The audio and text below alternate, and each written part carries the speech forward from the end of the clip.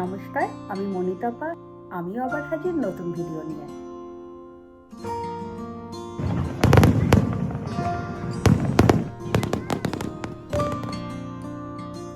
নমস্কার, আমি মনিতাপা। ১৬ আনা বাঙালি পরিবারে আপনাদের সবাইকে স্বাগত জানাই।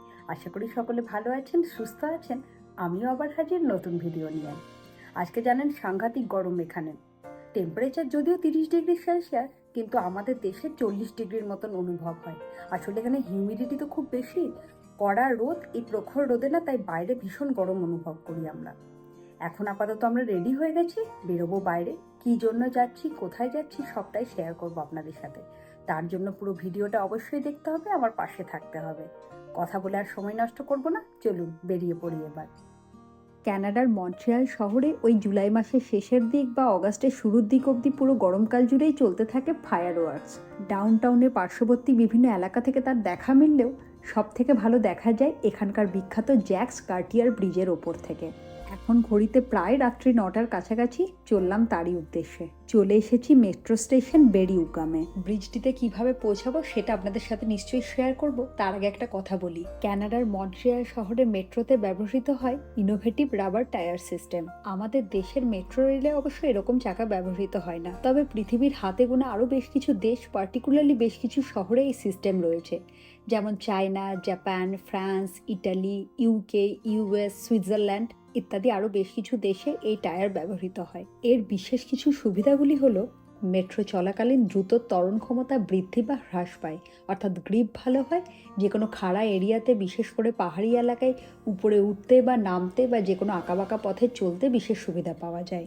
মেট্রোর গতি বাড়ানো বা কমানোতে বিশেষ সাহায্য করে।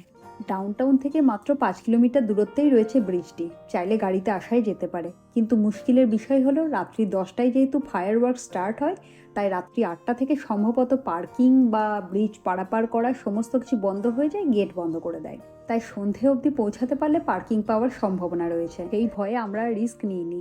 ডাউনটাউন থেকে চলে এসেছিলাম বেরিউকাম মেট্রো স্টেশনের নিচে আন্ডারগ্রাউন্ড পার্কিংয়ে। গাড়ি সেখানে রেখে বেরিউকাম মেট্রো ধরে তার পরবর্তী স্টপেজ মাত্র 3 থেকে 4 মিনিটের রাস্তা চলে এলাম ধ্যাপু মেট্রো স্টপ। এটি একটি ফ্রেঞ্চ শব্দ, উচ্চারণ ভুল যদি হয়ে থাকে আমি ক্ষমা প্রার্থী, যাকে ইংরাজিতে উচ্চারণ করলে হয় জিন ড্র্যাপু।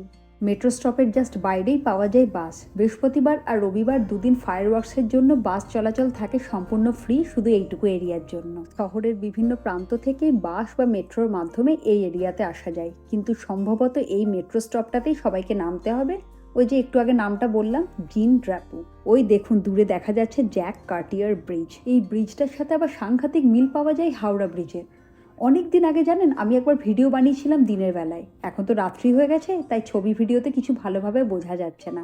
আপনাদের জন্য আমি ডেসক্রিপশন বক্সে আবার দিয়ে দিচ্ছি লিঙ্কটা, একবার দেখে নিতে পারেন। ব্রিজের ওপর অসংখ্য মানুষের আনাগোনা। ঘড়িতে সময় প্রায় রাত্রি 10:45 মতন এখন। এই ফাঁকে বলে রাখি, এই যে দুদিন ফায়ার ওয়ার্কস হয় সেটা কিন্তু সম্পূর্ণ বিনামূল্যে, কোনো রকম টিকিট লাগে না। এই ব্রিজটার ওপর থেকে তো ভালো দেখা যায়, কিন্তু মুশকিল হয় নিচে যেগুলো ফায়ার ওয়ার্কস হয়, মানে যে বাজি পটকাগুলো পোড়ানো হয়, সেগুলো কিন্তু ভালোভাবে দেখা যায় না এতটা উপর থেকে। এর পাশেই রয়েছে লা রন্ডে অ্যামিউজমেন্ট পার্ক, মন্ট্রিয়ালের অন্যতম বিখ্যাত এটি। পার্কে দাঁড়িয়ে নিচের বা আকাশের সমস্ত ক্র্যাকার্সগুলো খুব ভালোভাবে দেখা যায়, কিন্তু বেশ মোটা অঙ্কের টিকিট লাগে পার হেড। রাত্রি প্রায় 10:30-11টা অবধি পার্কটি খোলা থাকে এই শনি রবিবার। তবে এই পার্কটিতে যাওয়ার পার হেড অ্যামাউন্টটি কিন্তু কম নয়, মোটামুটি $45-50, মানে 3000 টাকার কাছাকাছি ধরে রাখতে হবে মিনিমাম, বা তার বেশিও হতে পারে। কেমন রাইডস ইউজ করা হবে তার উপর নির্ভর করছে অ্যামাউন্টটা কতটা বাড়বে। কথা বলতে বলতে শুরু হয়ে গেল ক্র্যাকার্স। আকাশ জুড়ে রং বেরঙের নানান খেলা। এসব দেখতে দেখতে আমার শৈশবকালের স্মৃতি যেন আমাকে আবার নাড়াচাড়া দিয়ে উঠল। আমার মামার বাড়ি বোলপুর শান্তিনিকেতন। শান্তিনিকেতনে পৌষ মেলা যে হয় 23শে ডিসেম্বর থেকে, প্রতি বছর 8ই পৌষ অর্থাৎ 24শে ডিসেম্বর অনুষ্ঠিত হয় বাজি পটকা পোড়ানো। ছোট যখন ছিলাম প্রায় প্রতি বছরই যেতাম সেটা দেখতে। অনেক আনন্দ, ভালোবাসা ও আকর্ষণের জায়গা ছিল সেটি। দুটোর মধ্যে তুলনা করব বলে কিন্তু আজকে বলিনি কথাগুলো, কোথায় বেশি বা কম সেই আলোচনায় যাচ্ছি না। আসলে এটা দেখে না আমার সেই ছোটবেলাকার পুরনো স্মৃতি মনে পড়ে গেল আজকে ভীষণভাবে, তাই আপনাদের সাথে শেয়ার করলাম। শুরু হয়ে গেল ক্র্যাকার শো। 10টা থেকে 10:30, আধ ঘন্টা চলবে। চলুন বেশি কথা আর বাড়াবো না, মন ভরে সবাই মিলে একসাথে দেখি।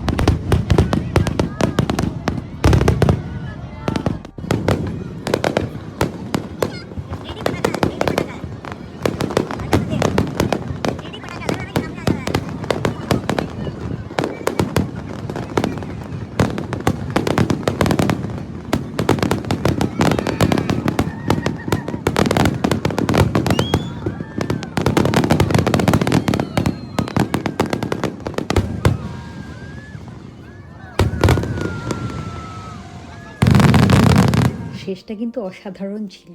চলুন এবার বাড়ি যাওয়ার পালা। ডাউনটাউনে থেকে একটু দূরে যেহেতু আমাদের বাড়ি, যেতে কিছুটা সময় লাগবে। এত মানুষের ভিড় এখন, যেসব বাসে আমরা এসেছিলাম যাওয়ার সময় সেই বাস চটজলদি পাওয়া কিন্তু বেশ মুশকিলের ব্যাপার। যদিও পরপর বেশ কয়েকটাই বাস থাকে, কিন্তু ওই যে ভিড়ের জন্য কতক্ষণ পরে পাবো জানি না। লম্বা সময় অপেক্ষার পর অবশেষে বাসে করে আমরা পৌঁছে গেলাম সেই একই মেট্রো স্টেশন বা সাবওয়েতে। যাওয়ার সময় একটা কথা আপনাদেরকে বলতেই ভুলে গেছিলাম, এই মেট্রো স্টেশনের বাইরে জানেন পাওয়া যায় স্কুটার। চাইলে আপনি ভাড়াতে সেটা নিয়ে যেতে পারবেন একদম ওই জ্যাক্স কার্টিয়ার ব্রিজটির ওপরে। না হলে বাস থেকে নেমেও বেশ কিছুটা পথ হাঁটতে হয়, অনেকেরই অসুবিধা হয়। ওই যে সামনে দেখুন সবুজ রঙের স্কুটারগুলো পরপর দাঁড় করানো আছে। ঘড়িতে সময় প্রায় রাত্রি 12টা। রাত্রের মন্ট্রিয়াল শহর শুনশান চুপচাপ, হাতে গোনা কয়েকটা মাত্র গাড়ি চলছে।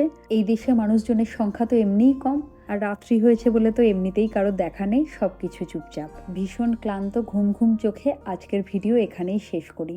ভালো লাগলে অবশ্যই লাইক, কমেন্ট, শেয়ার ও আমার চ্যানেলটাকে সাবস্ক্রাইব করে দেবেন। দেখা হবে আবার নতুন আরেকটি ব্লগে। সকলে ভালো থাকবেন, সুস্থ থাকবেন, আনন্দে থাকবেন। ধন্যবাদ।